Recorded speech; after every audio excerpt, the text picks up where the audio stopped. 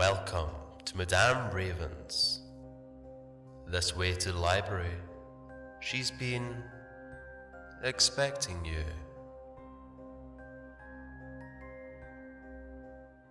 Well, good evening, afternoon, or whatever time of the day it is in your part of the world. This is Musey from Musey's Modern Dreadfuls. I just wanted to say hi and let you know that I am doing a brief stand-in for our lovely and talented friend, Madam Raven, this evening or this episode, and you may hear from me again. Please enjoy the stories I have prepared for you this evening, and I look forward to having her return. But in the meantime, here you go. Enjoy. Mother is angry. When I was a kid, I was scared of the dark. My mother taught me to cover myself entirely with a blanket, and nothing from outside could hurt me. I hope she was right. I fell asleep many nights like this, but now it's my mother I'm hiding from. I don't know why she's so mad. I didn't even see her come into the room. I just noticed her in the corner, smiling. I tried to act as if I didn't see her at first, but then she started to stagger toward me. Her crooked gait quickly became a full stride, and I reached down for the blanket. She beat me to the blanket, but I took hold of the sheet. Now I can see her standing at the foot of my bed through the thin material. I know she can see me looking at her. I can see her silhouette, backlit from the moon. Occasionally, she'll just bust out into laughter. Her rotting breaths cut through the sheet. Otherwise, she's just standing there. My mother died 6 years ago.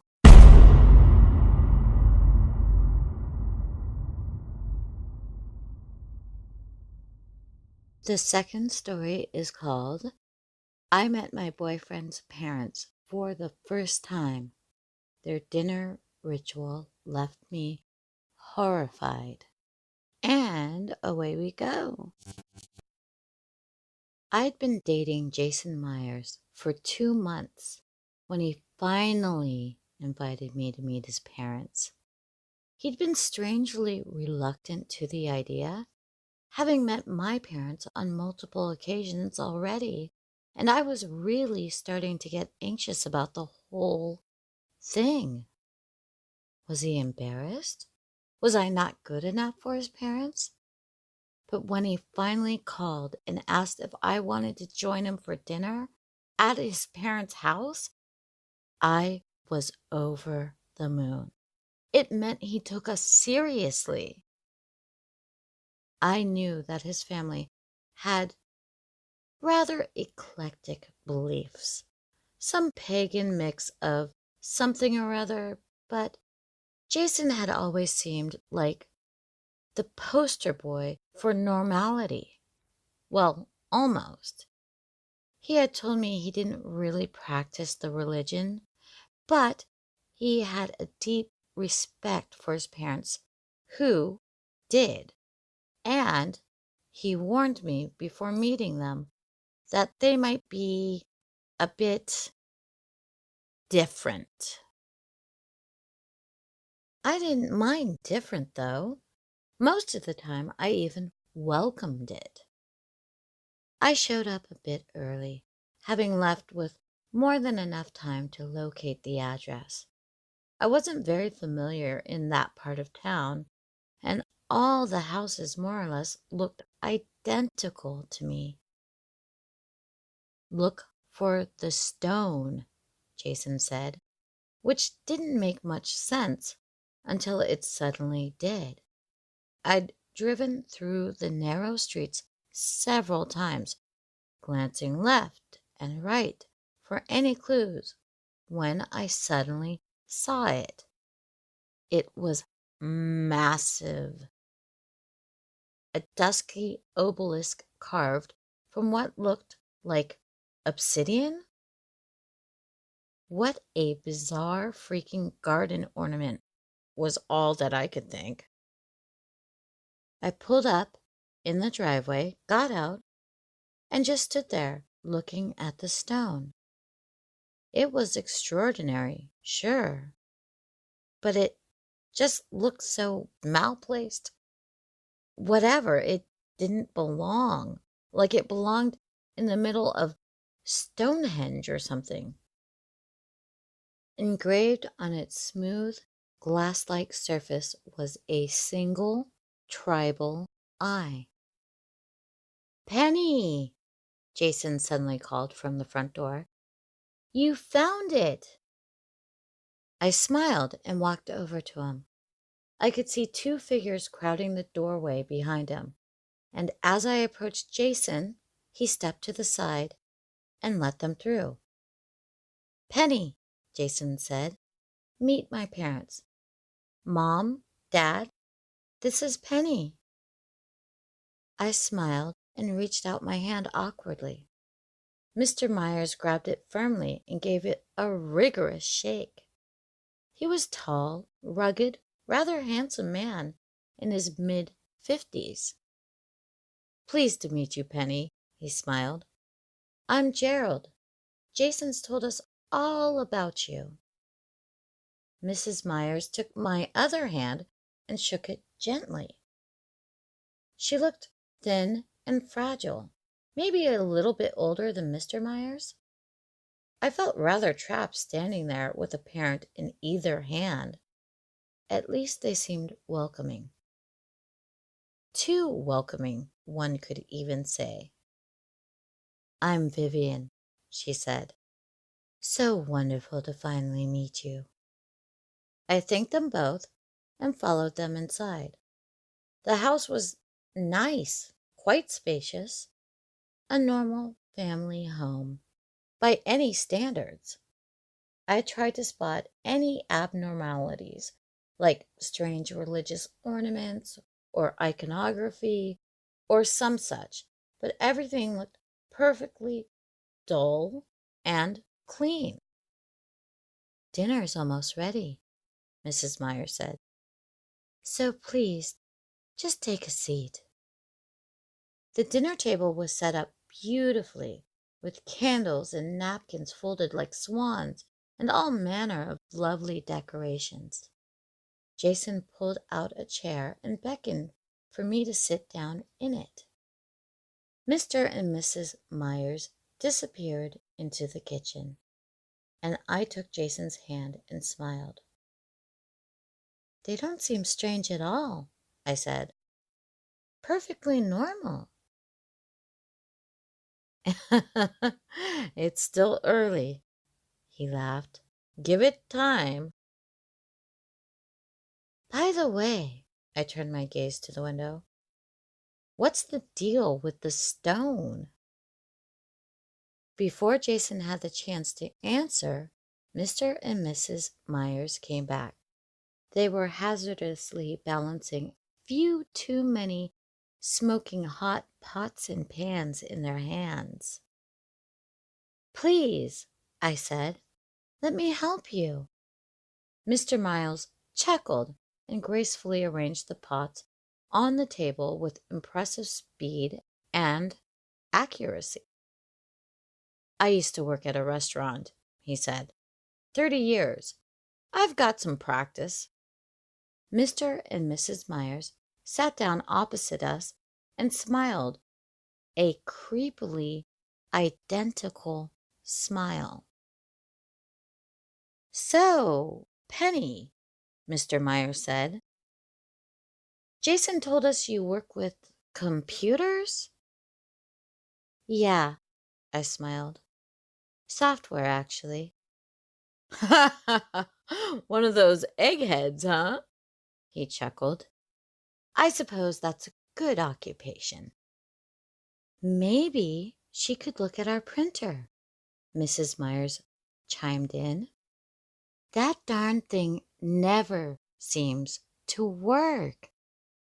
Mom, Jason said, she's not here for work. Leave her alone. Oh, I'm sorry, she said. You're quite right, of course. My apologies, Penny. It's all right, I said. I could maybe take a look at it later if you want me to. They both just kept smiling, silently staring at Jason and me, and at some point it became rather unnerving. Suddenly, Mr. Myers got up from his seat and walked over to the cabinet at the far end of the room. He opened the drawer and took out something from it before returning to his seat. We have to pray for the meal, Mr. Myers said, but first we need you to do something. I stared at him quizzically as he handed me an adhesive eye patch. My sister used to wear one as a kid to correct her lazy eye, but I just couldn't fathom why he wanted me to wear one now. I know it may seem strange, Mr. Myers said, but please humor us. Wear it over your left eye, and I will explain everything as we go along. Jason squeezed my hand gently and smiled, and I realized we were getting into the weird religion part of the evening. I shrugged slightly and took off the wrapper, carefully placing the eye patch over my left eye as instructed. Wonderful, Mr. Myers said. Let us remove the veil. I gasped in horror as they all, Jason included, grabbed their left eye between their thumb and index finger, yanked out the eyeball, and placed it gently on the table. I knew Jason had an artificial eye, hence the almost in almost normal, but I had no idea the entire family were missing an eye. Now, Mr. Myers said, let us join hands. Mr. Myers extended his arms across the table, and I nervously did the same. When we were all joined, the three of them lifted their heads and just stared at the ceiling. Anxious and quite weirded out, I resolved to mimicking their behavior. I don't know how long we held that pose, but I'm guessing roughly 5 minutes. My hands were shaking and my neck felt strained when suddenly Mr. Myers started talking. I say talking, but that's not really what he did. It was like a deep, hoarse, croaking sound, like a frog was stuck in his throat and he was desperately trying to cough it up. I could see his neck bulging weirdly as the horrifying noises lowered and rose in pitch in mesmerizing patterns, almost like a shamanistic chant or something. Then, just as sudden as it had started, he stopped, and everyone lowered their heads and let go of each other's hands. Now, Mr. Myers continued, let us feed the unseeing eye. Mr. Myers lifted off the lid on one of the pots, and they each stuck a hand in there. I edged back in my seat uneasily as I realized what was in it. I'm not sure what animal it was from, but I recognize entrails when I see them. They were uncooked and bloody, the slippery, squelching, repulsive sounds of their hands greedily grabbing them, causing my stomach to churn. What happened next caused me to get up from my seat in horror and disgust. They were stuffing the bloody, dripping entrails into their empty eye sockets, really pushing them in there with their fingers and moaning creepily while doing so. I edged back until I reached the wall, unable to take my eyes off the vile, ungodly ritual. They kept doing this until the pot was empty, before Mr. Myers put the lid back on and smiled in my direction. "Final part, Penny," he said. "Don't worry. I know this all might seem very strange to you." They all grabbed their eyes from the table and plopped them back in. I could still hear the horrible squelching sound of the entrails slithering around in there. If I didn't know better, I'd say it sounded exactly like someone chewing. I'm sorry," I stuttered. I just remembered I have an appointment." I slowly edged from the wall toward the door, never once averting my gaze. I felt sick, repulsed, and utterly horrified, and I just wanted to get the hell out of there. Mr. Myers smiled. "I understand," he said. "We understand completely." He got up and walked to the cabinet again, opening another drawer, lifting from it a small cardboard box. "Take this," he said, "a parting gift. We are so glad you could join us, Penny. You are everything Jason said you'd be." I'd edged my way to the front door when he approached me, offering me the cardboard box ceremoniously. I grabbed the thing quickly and gave a fake smile in return. "So sorry," I said. "I just forgot what day it was." Mr. Myers chuckled. "No need to apologize. We'll see you again soon, no?" Yes," I said, hurrying out of the front door. I walked briskly to my car, ripped off the eye patch, and reversed out of the driveway like a lunatic. I threw one last glance at the house. The three of them were standing in the doorway, smiling, waving energetically in my direction. It's been 5 hours since I got home. The first thing I did was sit down with a bottle of wine, just staring at that box. It took me 2 hours and 2 more bottles to muster up the courage to open it. It contained only one thing, one single item, but it immediately sent shivers down my spine. An artificial eye. The thing is, it looks exactly like my eyes. Same color and same everything. And I don't know what's going on with my left eye. It's been itching something terrible, and it feels swollen and sore. And sometimes I swear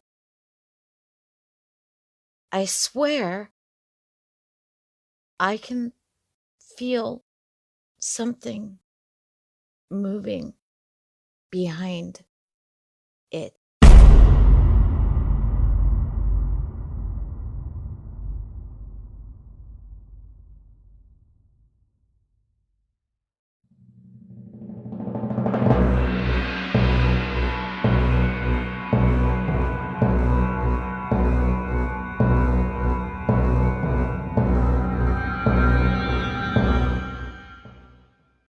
My son's voice doesn't echo. It's true. His voice doesn't have an echo. He was around 4 years old when we noticed. We had been at the park playing. On our way home, we passed through a tunnel. I've always found echoes very funny, so I shouted, "Yabba dabba doo!" really loud.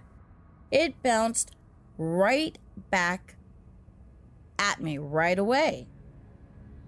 It made my son giggle. He shouted something, but it didn't bounce back. It was all flat. I looked at my wife. She didn't seem to notice. "Come on, buddy, try again, louder," I said to him. So he did. But it made no difference at all. His voice didn't echo. I found it quite odd, but we didn't talk about it. That night, my wife locked herself in the bathroom for hours. I could hear her sobbing in there, but she wouldn't let me in. The years passed, as they do. My wife decided to homeschool our son. Since she was a teacher, I didn't argue with her on that. "Other kids can be cruel," she said when we discussed the different educational options. "I know what's best for him." Our son didn't have any friends. My wife was sort of overprotective of him. He only spent time with us. He was an only child. Me and my wife had a difficult time conceiving, leading us to IVF treatments. After some excruciating pain for months, and the months were excruciating either way, we finally found out she was pregnant. 9 months later, he was born. It wasn't just that his voice didn't echo that made him different, you see. One night, when we'd practice his reading skills, I started making shadow figures on the wall. I made various animals. My son thought it was hilarious. He wanted to try it as well. I helped him form his grip into a moose figure and placed his hands in front of the lamp.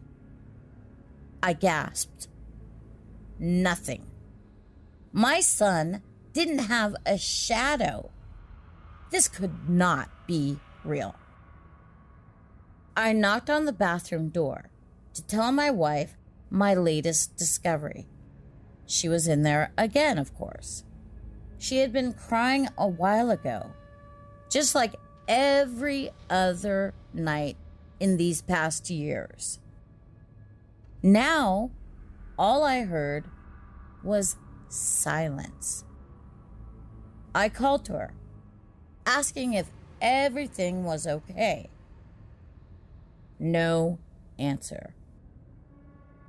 I got up and grabbed the screwdriver in my junk drawer. After minutes of struggle, I finally managed to get the door open. I found my wife lying in our bathtub. The water was dyed red from her cuts. Beside her laid a little note. It said, "To my husband, forgive me. I can't continue living this lie. Our son is dead. He died of cancer when he was 2. Your doctors told me it was your way of coping with the loss of him, and that it would go away. But it never did. You still believe he exists. It breaks my heart to pretend that he's with us every day. I can't live with it anymore. I'm sorry.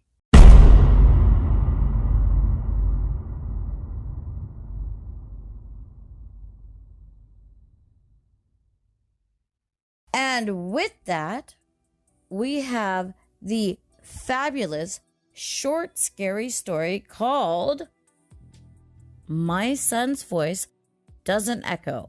And once again, that was by, on Reddit, Tiny Cashier, as one word. You know how Reddit is. And she's got a ton of them. And I am honored and flattered that she allowed me to do this short. I was going to do a collection of short, scary stories, but this one stood out on its own. So I did this one by itself. And I do hope you enjoyed. And we will be back to posting twice weekly. This should be up by Friday. So we got it up twice weekly. I've had to readjust many things because the team has changed and I always research things. And now that I do the research and follow up, or I'm scripting or theory crafting something or what have you, when there's just two others on the team. But, you know, I have the dream team now, and I do have somebody coming back, and I also have a consultant who checks in every now and then. So, you know, I'm never alone. And I don't know how we got into this segue. So let's just say goodbye. I hope you have a great week. Stay hydrated, stay out of the sun, and don't forget, you need to reapply your sunblock, even if you're a brown color, even if you are black, even if you, especially if you're white.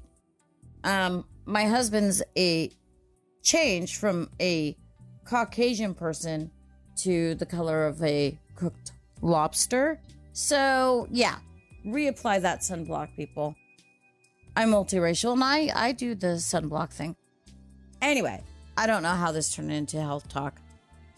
I hope you enjoyed, and I will see you again soon. Don't forget your beverages and sunblock. All right. Thank you so much, and I will talk at you later. Have a great week. Bye now.